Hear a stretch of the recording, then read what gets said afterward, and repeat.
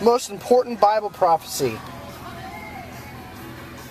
What's that cover look like? I'm recording this.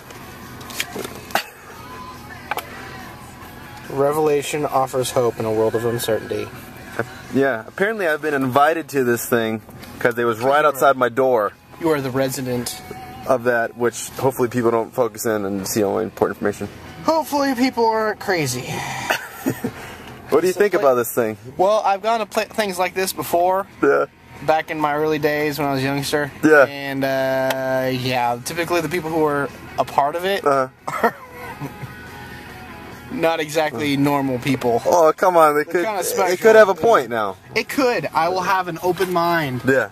And I will not just knock it without seeing it. But that doesn't mean that I'm going to go in there just like, oh, well, this is going to be okay. No. Well, let's see how this goes.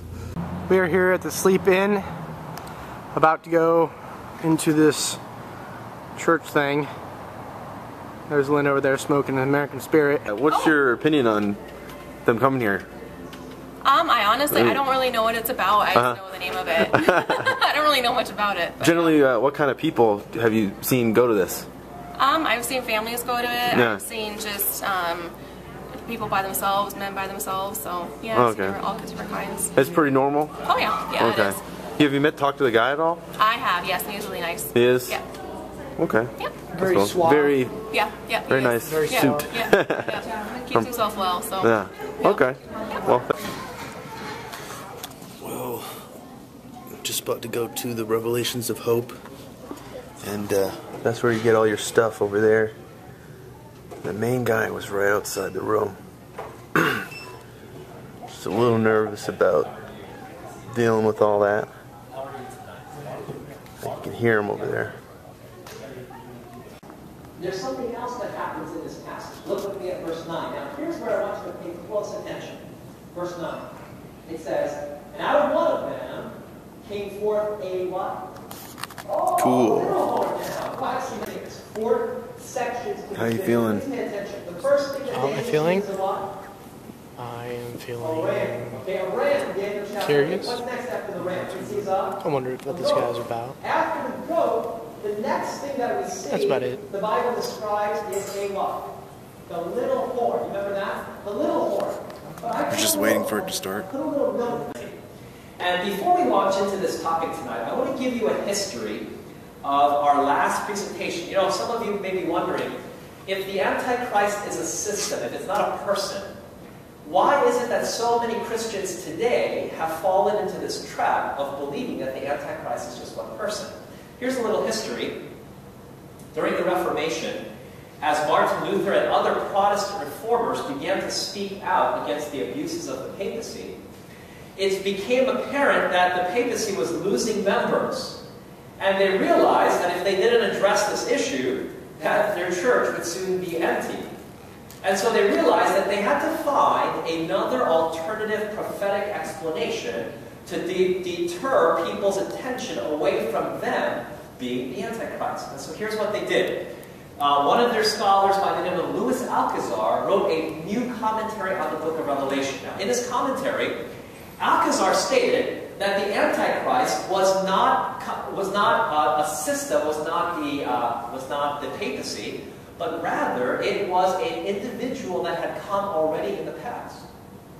Now, you can understand that because of this particular interpretation, as people began to examine this from the Bible, they said, well, if that's true, then this must mean that the papacy is not the Antichrist. And so there was a certain segment of Christianity. In fact, today, there are some denominations that have accepted this almost wholesale.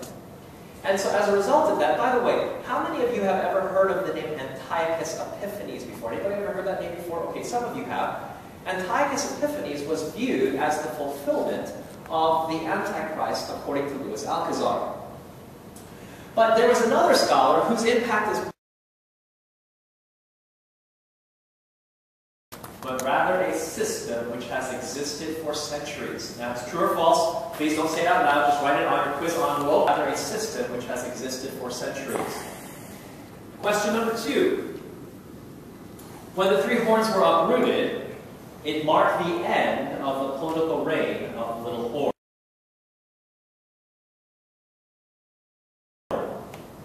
three hordes were uprooted, it marked the end of the political reign of the little horde. Question number 3. The little horde would think that it would be able to change God's holy law.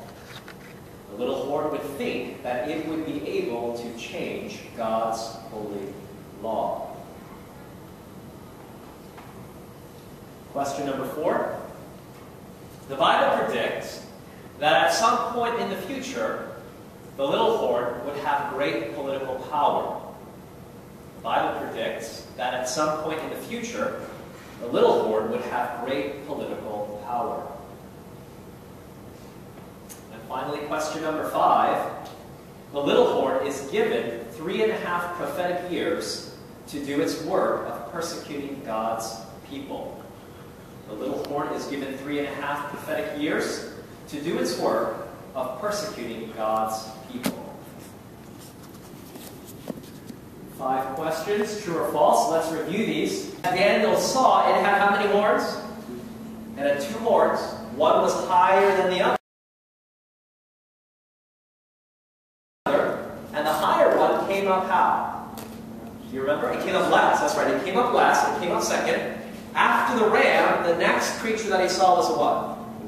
There was a goat, right? Now, just bear with us. If you're joining us for the first time tonight, this is just a review of what we covered. These are all in the handouts that we have on the tables. As you're leaving tonight, you can pick those up and catch up.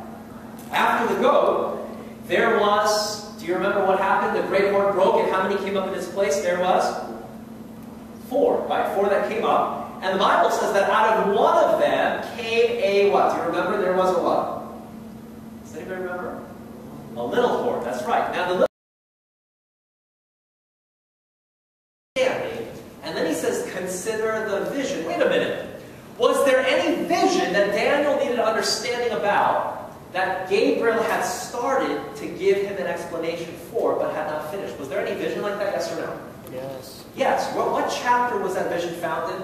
8. It was in chapter 8. So if I could summarize, why does Gabriel come back? Number 1, remember in How did you meet him? How did he... Are you part of the church? Is there a church? The church, and he came out of California from Amazing Facts television broadcasting. Oh, wow. Is there a website or anything? AmazingFacts.com or .org, which is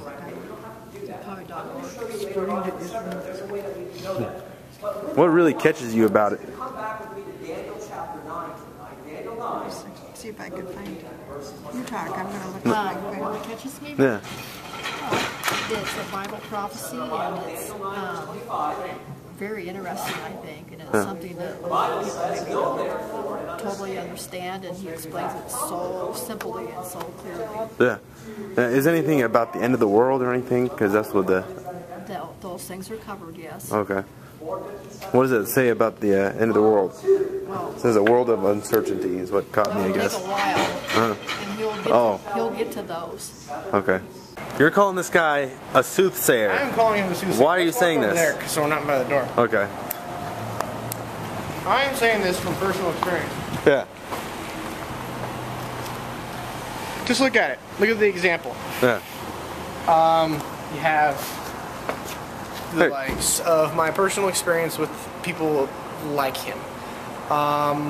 Little details. For example, the suit he was wearing was really like super nice suit, like, you know, with a really nice shirt. Nothing wrong with dressing nice, but let's face it, he's in a sleep-in doing a seminar with like 30 people in it. For 2 weeks. For 2 weeks. Yeah. That's a long time. Traveling in the country, that was pretty cool. He is. Talking about what he believes in, you know. Another thing, I mean, there's nothing wrong with that. Hopefully he's not doing a money scam. Personal belief, I think he's. Do you think he's doing a money scam, though? No. Okay. I don't think he's doing a money scam. I think, honestly, I think he's a little too, hey, how you doing? Yeah. kind of thing, you know what I'm saying? And it's just, you know, kind of, dude, come on, be real here. You don't need to be all like, hi, thank you for your vote, sir. Kind of. Yeah. politics kind of bullshit, you know. We are going to cover the Bible's longest prophecy. That's starting tomorrow night at 7 p.m. And then on Sunday, we're going to cover the judgment. Now, whether you realize it or not, the book of Daniel actually gives us a great deal of information about the judgment. If you'll join me on Sunday night, I'm going to show you where that is found. We've already begun to look at it.